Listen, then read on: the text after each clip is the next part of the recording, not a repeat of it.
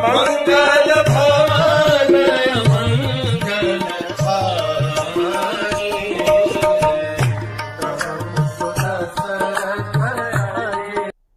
हरे कृष्ण। कल हमने देखा किस प्रकार से वाली और दुंदुभी के दोनों में घमासान युद्ध हुआ। वाली अपना वो फेमस नेकलेस पेंडेंट के साथ में बैठ करके गए। उस पेंडेंट ने और उस नेकलेस ने दुंदुभी की शक्ति खींचने शुरू की। दुंदुभी को पता नहीं चल रहा था क्या हो रहा है, लेकिन एक क्षण ऐसा आया जब वाली को लगा कि ही इज बिकमिंग वीकर। क्यों था ये? क्योंकि उस समय शाम का समय था, सूर्य अस्त हो रहा। The timing was wrong. वाली जानता था कि ये आसुरी या डेमोनिक फोर्सेस बहुत ज्यादा नेगेटिविटी, हाई ऑफ नेगेटिविटी प्राप्त करती हैं जब सूर्यास्त हो जाता है और it becomes dark. Realising that everything had to be finished quick, दुंदुभी को ज्यादा समय नहीं देना है। वाली दुंदुभी एवरी टाइम दुंदुभी वाली के वो उस नेकलेस को देखता, वाली को देखता तो नेकलेस दिखेगा ही, नेकलेस दिखेगा आधी एनर्जी जाती रही। सो दुंदुभी इतना वीक हो गया और वाली उसे अपने मतलब सींगों से उठा कर भी इतना जोर से घुमाते, दूर बैठते, फिर उछल के जाते, फिर घुमाते दूर बैठते, फिर उछल के जाते, फिर घुमाते दूर फेंकते, फिर खुद उसके बाद उछल के जाते। ये इतनी बार किया और इतना हैवी किया कि उस फोर्स में दुंदुभी सांस भी नहीं ले पाए, अपने दिमाग के संतुलन को न रख पाए और घूमते घूमते हवा में ही उसने अपने प्राण त्यागे।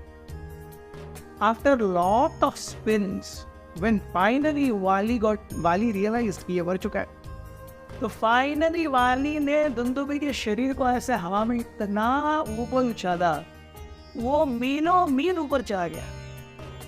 फाइनली जब ग्रेविटी एक्ट की उसके ऊपर, वो जब नीचे आने लगा तो जो पूरा बॉडी थी दुंदुभी की इतनी बड़ी थी और वो ऐसे इम्पैक्ट के साथ में पृथ्वी पर गिरी कि हर जगह केवल खून और मांस के टुकड़े हर जगह फैले। पूरे किष्किंधा के आजू बाजू के जितने सारे पर्वत थे केवल मांस और रक्त से सन गए। द वर्स्ट पार्ट वॉज इसी पर्वत के बाद, इसी जगह जहाँ पर वो गिरा देर दुंदुभी का, वहाँ से पास ही में मातंग ऋषि का आश्रम था कि ऋष्यमुख पर्वत के ऊपर। मातंग ऋषि का शरीर पूरा ब्लड खून में सन गया और 3-4 मांस के टुकड़े आकर के मातंग ऋषि को लगे।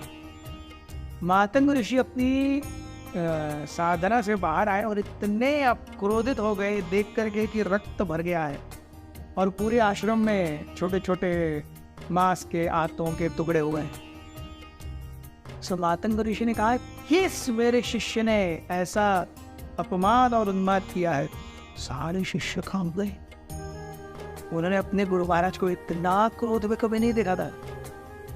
मातंग अपना आंखें खोलते हैं और देखते हैं सारे पेड़ पौधे, गाय, हिरन, ये स्क्विरल्स, गिलहरियां सब शांत खड़े हैं और मातंग ऋषि के वाक्य के आगे कोई नहीं जा रहा। किसी भी शिष्य ने कुछ भी जवाब नहीं दिया। तो उस समय मातंग ऋषि अपनी योगिक साधना में चले गए और उन्होंने एग्जैक्टली जान लिया कि क्या हुआ। तो देख करके कि वाली का जो अहंकार है, उसका जो गर्व है, वो इतना बढ़ गया है कि now this needs to be cut. अभी भी क्रोध के वशीभूत न हो करके जन सामान्य और वाली के भी हित चिंतक हो करके मातंग ऋषि सोचने लगे कि वे उसे क्या दंड दो। Definitely this ego needs to be crushed, this ego needs to be crushed.